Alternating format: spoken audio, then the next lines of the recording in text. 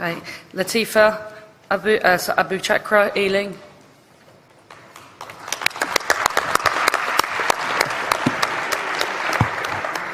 President, Conference, my name is Latifa Abou Shakra.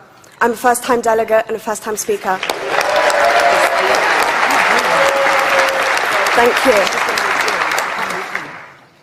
I'm representing the Ealing Division in London, and I begin my address in the name of the Most High. Assalamu alaikum. Alaikum salam. When certain politicians and the media use the term muscular liberalism, that's just another word for racism and Islamophobia. This stance on Islam has led them into primary schools to ascertain why young girls wear the hijab, as it could be interpreted as a sexualization of these young girls. I say shame on Ofsted for victimizing young girls, for choosing to wear religious articles of clothing. There is no such measure made for other religions or other articles of religious wear. This stance has other ramifications. It signals to the British public and emboldens groups such as EDL, BNP and other fascist and racist groups that women are oppressed by Islam, are made insubordinate to the men that supposedly forced them to wear it, and that it is the job of the British state to liberate us. We reject this imperialistic saviour thinking.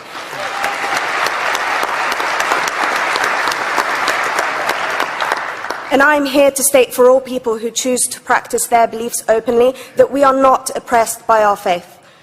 Islam is not one homogeneous block. There are Muslim women who do not wear the hijab, and that is their interpretation of their faith.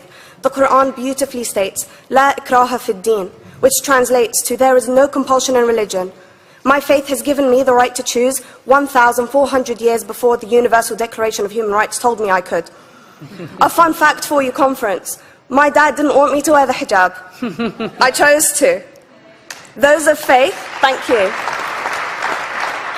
Those of faith should have the right to choose to wear their articles of faith.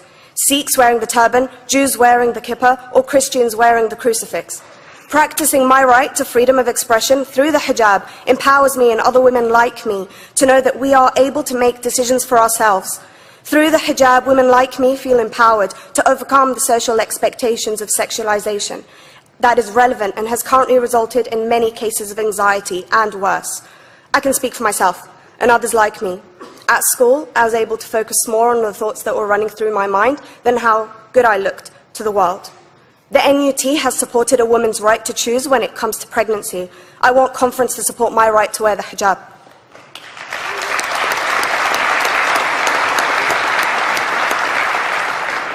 How I choose to practice my faith is clearly displayed for all to see.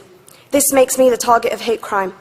The level of racist attacks on Muslim women is disproportionate to any other oppressed group in British society because we are an easy target. This decision by Ofsted has ramifications beyond the school gates and must be seen in the context of increased attacks on the Muslim community and perpetuates the outdated notion that Muslim women are victims.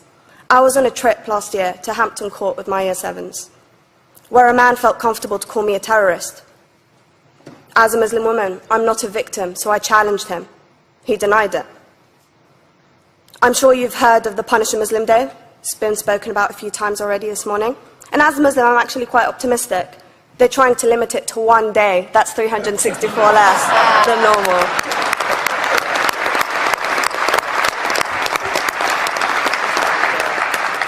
But let's be clear, conference. Islamophobia and other forms of racism affects non-Muslims too.